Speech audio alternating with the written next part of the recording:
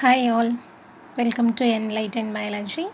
Here we are with another video from the lesson Sexual Reproduction in Flowering Plants. Hope you have gone through all other videos and I hope you have understood the lesson. I hope you have understood the concept well. Okay, I think you are staying home and staying safe. At the same time, be healthy. Don't overeat. Don't sit in a place all the time. Do little bit of exercises to keep yourself fit. Okay, we want to see you healthy all the time. Okay, healthy as well as happy. Make yourself happy by doing little help to your parents as well as focusing on what is a need at the current time, that is your studies, right? Okay, let us have a recap from the last part. In the last video we have discussed about microsporogenesis, right? And we said that it is formation of microspore from the microspore mother cell, which is also referred as pollen mother cell. So pollen mother cell is basically a meiocyte which undergoes meiosis, forming a tetrad, microspore tetrad, and the callus layers which is holding the tetrad will be dissolved. We get the microspores. All the four microspores we are getting are haploid in nature. So microsporogenesis is over here. So from the microspore mother cell, microspores are formed. Then from each of this microspore, pollen grain develops, and we have discussed that also already.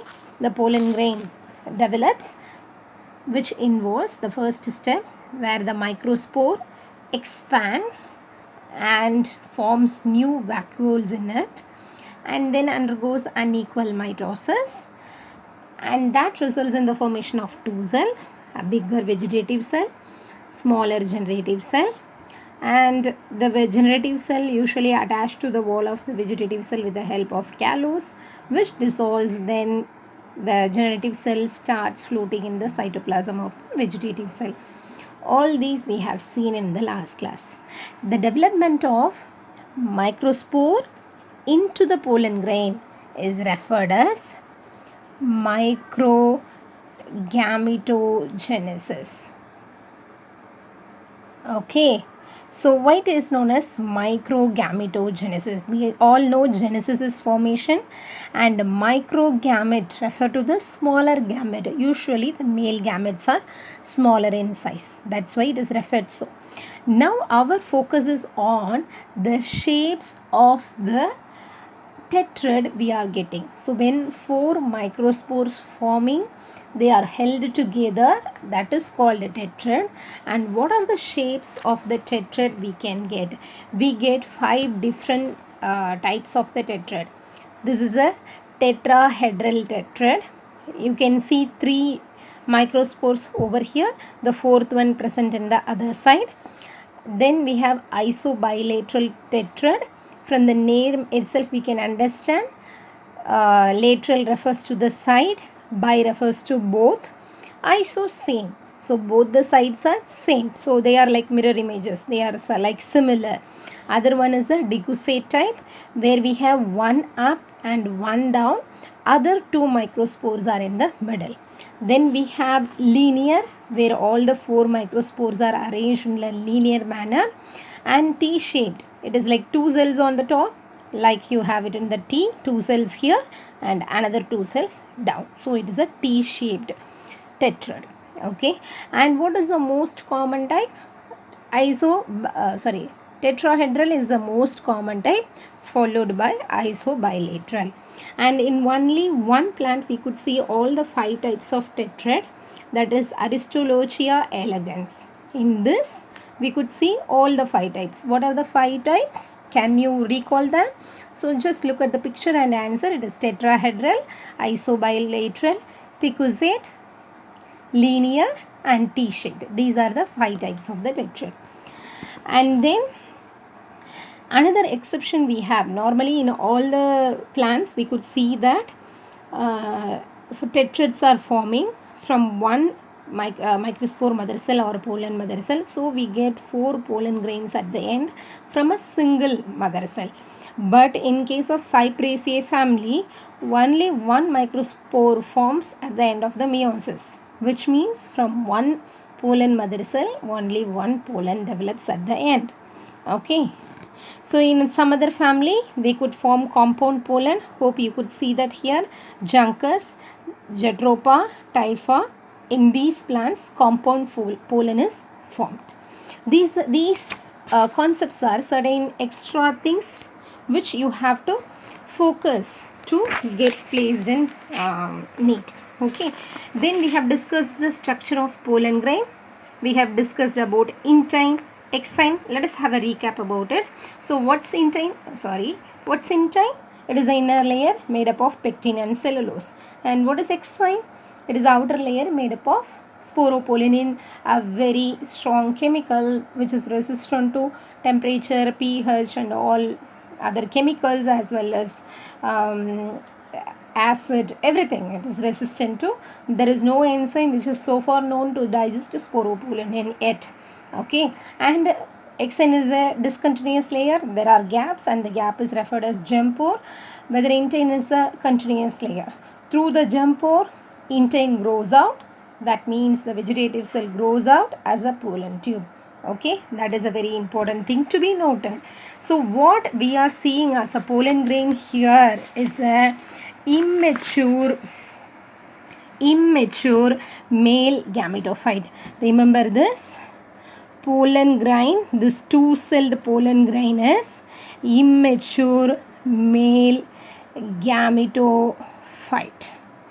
Okay, so male gametophyte means, gametophyte we all know as structure which forms gamete is a gametophyte. Which gamete it is going to form? Male gamete. Why it is called as immature male gametophyte? Because it did not form the male gamete cells. That's why it is referred as immature male gametophyte. So how many cells are there in a pollen grain? 2 cells. A 2-celled pollen is an immature male gametophyte. Normally we could refer them as just male gametophyte also. There is nothing wrong in that. Okay, then how does a mature male gametophyte looks like? In a mature male gametophyte, there are going to be 3 cells. So here what you are seeing is a mature male gametophyte. You could see it here.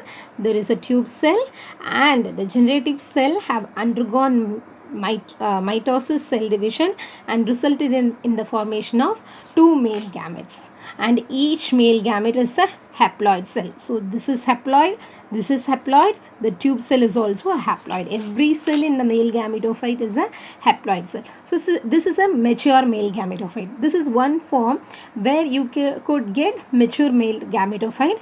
It is a 3-celled pollen. Okay, it is a 3-celled pollen. Is that clear? In 2-celled pollen, what are the cells are present? Can you recollect? In 2-celled pollen, there is a bigger vegetative cell which is also referred as tube cell, and then there is smaller generative cell. And in the 3-celled condition, there are 3 cells, the bigger vegetative or tube cell, and there are 2 male gametes, and all of them are haploid. Whatever the structures are inside pollen grain, all of them are haploid. Gametophyte is always haploid. Remember that well. Okay, so in 60% of the angiosperm, 2-celled condition of the pollen grain is released, but sometimes 3-celled pollen is released where the male gametes are already made. Okay, what happens if a 2-celled pollen is released? So if a 2-cell pollen is released, what actually we will have inside the pollen? This is exine, this is intine, let us consider that so, and we have generative cell with a nucleus over here, and this is a tube nucleus. What happens if this pollen settles on a stigma? It is a 2-celled pollen. It is a 2-celled pollen.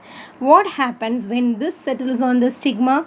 There is going to be interaction between this 2-celled pollen and stigma due to the chemicals present in them, and through the intine, through the germ pore, the intine grows out as a pollen tube. The tube nucleus enters the pollen tube first, followed by the generative cell. So first this nucleus, say for example here if it is growing out as a pollen tube, the tube nucleus first enters. Okay, this has reached here. Now the generative cell enters here, and this generative cell undergoes mitosis and forms two male gametes. So this is also a mature male gametophyte. So what happens in a mature male gametophyte? There are going to be three cells, obviously. Okay, whether it is in it can happen before pollen germination or after pollen germination. Formation of pollen tube like this is referred as pollen germination. Okay, so how many germ pores can be present in a pollen grain? That depends on whether it is a monocot or dicot. In a monocot, there will be only one germ pore. In a dicot pollen, there are going to be three germ pores. Having one germ pore is known as monocolpate. Having three germ pore is referred as tricolpate. So, using this, we can identify whether a plant is a monocot or dicot plant. The same way, on the exine, the pollen kit deposits in a different manner in every species of the plant in every species of the plant. Say you are thinking about say pumpkin, you are analyzing the pollen grain. The arrangement of pollen kit on the surface of the pollen grain of pumpkin flower is going to be entirely different from the Datura plant. Okay, so that arrangement is referred as ornamentation of the pollen grain. So the ornamentation of pollen grain as well as the number of germ pores are going to play a very important role in taxonomy. So hope you remember what is taxonomy. What is it? It is arrangement of organisms. In other words, it's a classification of organism based on their similarities and differences. So for classification, we are going to consider the features from the pollen grain too. So if you don't have any other source except pollen grain, so still you will be able to identify the plant which it belongs. Okay, so I hope this will do. Go through the lesson well and study well. Okay, thank you.